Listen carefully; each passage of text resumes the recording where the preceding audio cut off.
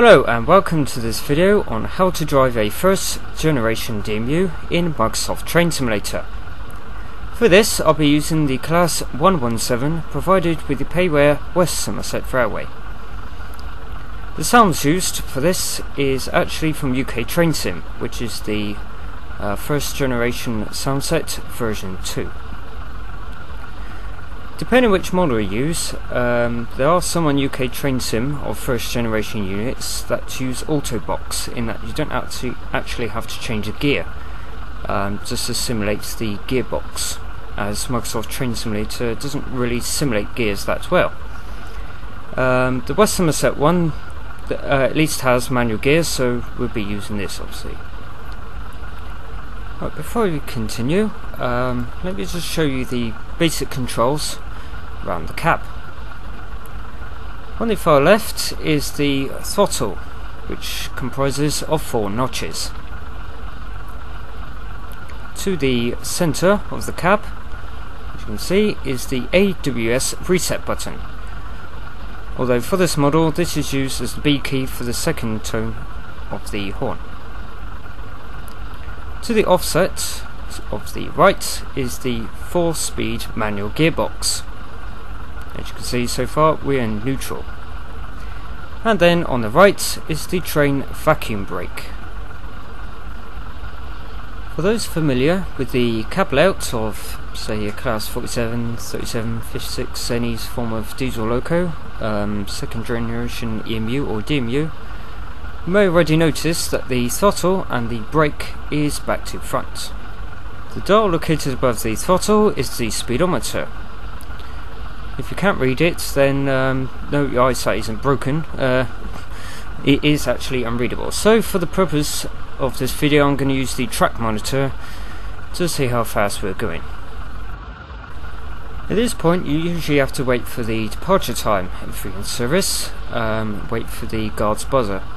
We haven't got a guard today, so we're just going to go when we're ready. Okay, before we move off, first you have to press H and turn the headlight on, and also press forward, which is on the default mapping is W. Okay, and now we're ready to move off. So first what we need to do is put the gear into gear 1 and simultaneously release the brake at the same time. When the brake's fully released, you'll see the train will move on its own momentum. Wait a couple of seconds and then you can put the throttle into notch 1. Once we've done this, we can work through the notches to the desired notch to keep our speed going. I'm not going to go in full throttle at the moment because there's a level crossing ahead at the other side of Minehead with a restriction of 10 miles an hour.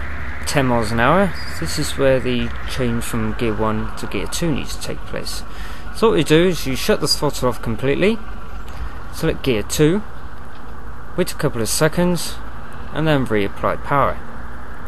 Just remember with the throttle, don't work through the notches quickly, you should do it slowly, notch by notch. Okay, now I'm going to coast, so what we're going to do is shut the throttle off and then select gear 4. And then I'm just going to apply the brakes a bit, as we're just coming up to about 12 miles an hour. So what you need to do is seesaw the brakes on and off. Don't keep it apply on, just keep it in running to the desired position you want the brakes at. Give it two-tone for the crossing, just to warn people that we're on the approach. And obviously we're in gear 4, this is the gear you need to be when you're coasting.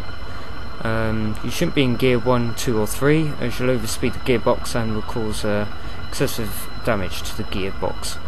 Yeah, you need to do, as we're going to reapply power, so select gear 2. Okay, then when we're in gear 2, we slowly reapply the power again. Just give a quick horn blast for the foot crossing ahead. And now we're in full throttle.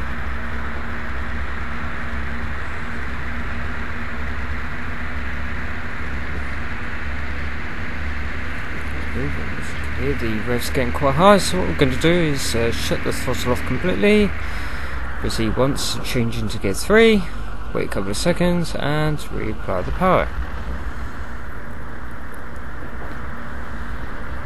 And what we need to do is just cruise along build up just to around 23-24 miles an hour. And what I'm going to do is fiddle between notch 1 and 2 to keep our speed at a steady 23 to 24 miles an hour, making sure that I don't exceed the 25 miles an hour limit. Worth noticing now, if you had any rain today or any form of snow, icy rails today, obviously there's no problem with that, being a clear day. Wet rails and icy rails of course causes wheel slip. If you get any wheel slip, all you need to do is shut the throttle off completely and wait for the revs to die down, and then reapply the power slowly.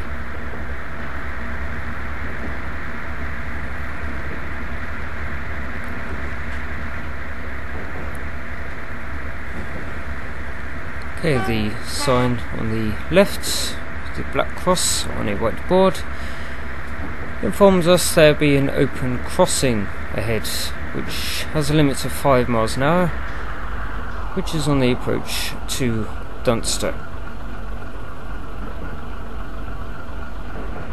Okay, I've just got the throttle off now. I'm in gear 4 as I'm cruising along.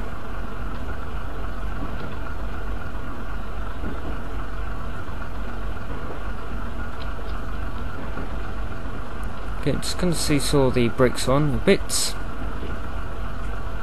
we get a cautious approach to the level crossing.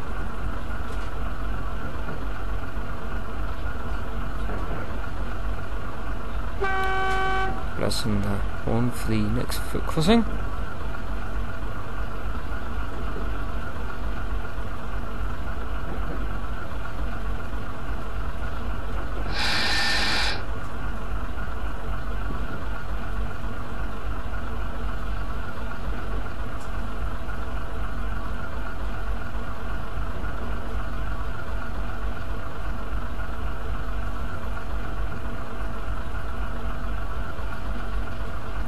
See, got a bit slower than need be at the moment. There's no point in applying any power for short bits, just a waste of fuel really. Just coming into view in a moment. On the left, the W, which tells the driver to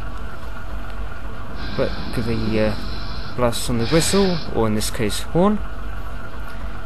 And the number 5 informs us that the limit is 5 miles an hour.